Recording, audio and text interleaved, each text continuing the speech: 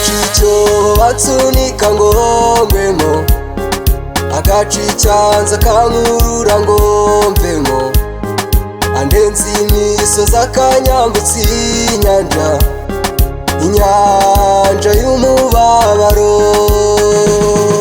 agacicyo batsunika ngo ngwemo, agacicyanza kankurura ngo mvemo. Haleluya, Yesu Kristo nashimwe cyane. Ndabasuhuje mu izina rya Yesu Kristo, mwebwe tubana mu mwanya wa niba turi buri gitondo, wowe uri hano mu mujyi wa Kigali, abari mu ntara, abari hanze y'igihugu cyacu ku migabane itandukanye, inshuti zanjye bakristo b'itorero Elayono Mountain Church mu Rwanda. Yesu Kristo nashimwe. Iki gitondo tubyutse dushima Imana yacu, Imana izinze ijoro ikazingura amanywa, Imana yaturinze, Imana yatwimanye. Igitondo nk'iki cy'uyu munsi nyemerera uhereza Imana icyubahiro, Imana y'inyembaraga n'ubushobozi. Muri kumwe na Bishop Leonira, umushumba w'itorero Elayono Mountain Church mu Rwanda. Turi muri teme yacu y'iki cyumweru. Ndashaka ko tuganira ku ntego yacu y'icyumweru yo kwibuka twiyubaka. Uyu munsi ni umunsi udasanzwe, tuba twatangiye igihe cyo kwibuka abatutsi bazize jenoside mu mwaka w'1994.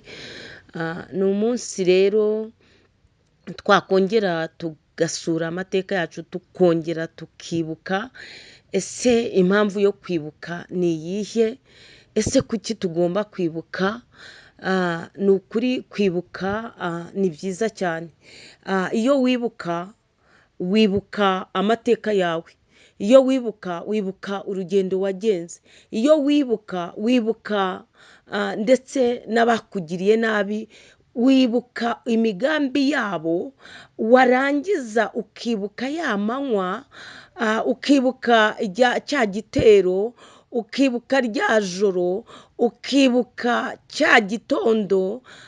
Buri wese agira isaha yageze akabona rwose ibyo birarangiye. Iyo twibuka rero muri iki gihe twibuka jenoside yakorewe abatutsi mu 1994, tuba twibuka n'imbaraga z'Imana zadutambukije muri icyo kigeragezo. Twibuka amaraso y'abasore, y'abagabo, y'abana b'abakobwa. Twibuka amaraso n'imbaraga batakaje, amaraso yamenetse, amaraso y'inzirakarengane. Twibuka irya miborogo n'irya mibabaro, tukibuka ariko imbaraga inkotanyi zakoresheje kugira ngo imiborogo ihagarare, kugira ngo kubaho tumeze nka ka kanyoni karitse ku nzira, nzapfa nzakira simbizi, kugira ngo icyo kintu kivemo mu mitima y'abanyarwanda, habemo noneho kugira icyizere cy'ubuzima. Kwibuka rero ni byiza kuko bituma uha agaciro abawe bapfuye bazira uko baremwe. Kwibuka ni byiza kuko bituma wibuka imbaraga inkotanyi zakoresheje kwisiga iheru, bariyanga bajya muri iriya mbeho yo mu birunga, bariyanga bemera no gupfa kugira ngo wowe nanjye tukiriho tube turiho kandi dufite icyizere cy'ubuzima. Kwibuka ni byiza, bituma uha agaciro zirya nzirakarengane. Kwibuka rero ni byiza cyane, ariko ntitugomba guheranwa n'agahinda ngo habeho havamo nawe kuba utikunda, utishima, udaharanira iterambere. Ni byiza kwibuka kandi twiyubaka. Imana rero ndenginga muri iki cyumweru twatangiye kwibuka, ngo Imana yongere igusure, uhe agaciro abawe. Ndavugana n'abakristo, ubaha agaciro, wibuke ko kuba warasigaye atari uko wari ukiranutse kuruta umubyeyi wawe, kuruta musaza wawe cyangwa mukuru wawe cyangwa murumuna wawe, kuruta rwa ruhinja bishe muri jenoside yakorewe abatutsi. ntago ruriya ruhinja warurushaga gukiranuka. Ni Yesu, ni Yesu, ni Yesu. Imana yagurokoye ikagutoranya muri irya mirambo ukaba uriho. Ni Imana yashakaga ngo ube igihamya cy'imirimo y'amaboko yayo. Ni Imana yashakaga ko yongera ikakubaka, ukubakika, ikerekana imbaraga zayo. Ni Imana yashakaga kwerekana ko hari abo yitoranyirije, bariya basore beza, bariya abagabo beza, ndavuga inkotanyi bakugezeho kuri iriya saha. Ibuka cya gicuku bakugezeho, ibuka cya gihe bahageze bakakubwira ngo umusozi barawufashe, ibuka ukuntu wiruhukije. Niko Yesu Kristo yabigenje nyine, abagira abo kukurokora. Nawe rero ujye ubaha agaciro, ujye uzirikana imbaraga zabo n'urukundo rwabo. Igihe cyose dutangiye iki cyumweru cyo kwibuka, wongere wisubiremo, urebe amateka yawe, nurangiza ukore ibishimwa, ukure ibishimwa mu bigawa, ukore ibintu bituma uhereza Imana icyubahiro, ndetse ubu w'umumaro no kuri sosiyete nyarwanda, ubu w'umumaro mu muryango wawe, ube ufite indangagaciro z'umunyarwanda, ukunda igihugu, ukunda abanyarwanda. Imana rero iguha umugisha. Munyemerere turi muri iri jambo twibuke twiyubaka, nyemerera dusome ijambo ry'Imana, igitabo cya Dawidi, Zaburi 137, umurongo wa 6.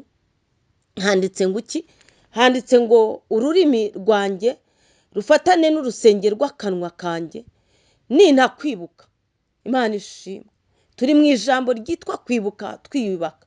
Aha Dawidi we aravuze, ni ijambo ry'Imana, ubwo ab'i Babuloni bajyaga basanga abajyanywe n'iminyago b'i Yerusalemu, ngo bakababwira ngo nimuririmbe, nimuturirimbire indirimbo z'iwanyu. Ariko Dawidi abivuze neza ngo ururimi rwanjye, urumva bari mu mibabaro, ngo ururimi rwanjye ruzafatane n'urusenge rw'akanwa kanjye nintakwibuka. Nawe nutibuka uwawe, nutibuka mwene so, nutibuka uriya mupfakazi, nutibuka iriya mpfubyi, nutibuka uriya muntu wo mu muryango wanyu wasigaye, wacitse ku icumu rya jenoside yakorewe abatutsi 1994, uriya nutamwibuka, Dawidi we yaravuze ngo ururimi rwanjye ruzafatane n'urusenge rw'akanwa. Ni nkaho yavuga ati sinzagira icyo nongera kuvuga, sinzagira icyo nongera kwirata. Dufite abantu benshi bibagiwe ababo, dufite abantu benshi bibagirwa amateka yabo, dufite abantu benshi ndetse batajya banibuka no kujya gusura ziriya ncike, batajya bibuka no kujya gusura bariya ababyeyi badafite abana babo bose bashize muri jenoside yakorewe abatutsi 1994. Ukagenda mugahurira hariya nyine ho mujya kwibukira ku rwibutso, ariko ukabaho utajya ujya kumusura, ukabaho wibagiwe ko yari afite abasore, yari afite abakobwa beza, yari afite, yagombye kuba afite abuzukuru. Reka nkubwire wowe wacitse ku icumu rya jenoside yakorewe abatutsi, wowe uriho, wari ukwiye kugira igihe ukajya ujya gusura uriya mukecuru, ukajya ujya gusura iriya mpfubyi, nayo yagombye kuba ifite umuryango uyisura, ukajya ugira igihe ukumva umutima nawe uguhagazemo. Dawidi we yaravuze ngo ururimi rwanjye ruzafatane n'urusenge rw'akanwa nintakwibuka. Nutibuka uwanyu, nutibuka uriya muvandimwe, nutibuka uriya muntu udafite umusura kwa muganga, nutibuka uriya muntu udafite umuvuganira, urabizi nyine ko umuryango we wose wamushizeho. Ariko nutamwibuka, Dawidi aravuze ngo ururimi rwe ngo ruzafatane n'urusenge rw'akanwa ke. Nintakunda Yerusalemu, nkaharutisha ibyishimo byanjye biruta ibindi. Ashatse kuvuga ngo nintakunda Yerusalemu, ni nk'aho wavuze ngo nintakunda igihugu cyanjye cy'u Rwanda, nintakunda abanyarwanda, nintakunda igihugu cyanjye, nkakirutisha ibyishimo byanjye biruta ibindi, ukakirutisha kuba wumva warabonye amafaranga, ukakirutisha kuba ugenda mu modoka nziza, ukakirutisha mbese ibyo bintu bikunezeza, ngo nintakwibuka, nutibuka barya bene wanyu, nutibuka inkotanyi zigutungukaho muri rya joro. Buri wese afite umunsi inkotanyi zamusanze, zageze hahandi wari uri, warabaye nzapfa nzakira simbizi. Nutibuka ko Imana yabakoresheje uyu munsi, ukaba ufite icyizere cy'ubuzima, ukaba warubatse inzu nziza, ni byiza rwose, kuko turi muri teme yitwa kwibuka twiyubaka. Nutibuka ibyiza ugezeho, ibyiza wagezemo, wa mubyeyi we, nutibuka ko abana bawe bashatse bakaba barabyaye, nutibuka izo mbaraga. Dawidi yavuze ngo ururimi rwanjye ruzafatane n'urusenge rw'akanwa, ngo nintakunda Yerusalemu, nutakunda igihugu cyawe, nutakunda abanyarwanda, rega banza wikunde, ukunde igihugu cyawe, ukunde n'abana wabyaye, ukunde n'umuryango wawe. Nutakunda Yerusalemu, nutakunda igihugu cyawe, twibuke twiyubaka. Shalom shalom.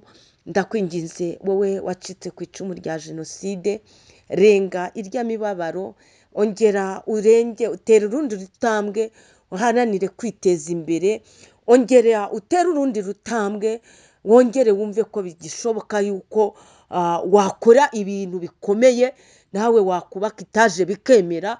Ongera utera urundi rutambwe, wumve ko nawe wakongera ugatunga inka nyinshi, nubwo za zindi zariwe cya gihe, ariko wongere wibuke ababyeyi bawe, wibuke ibyo bakoraga, wowe utera urutambwe ukore ibirenze ibyo bakoraga.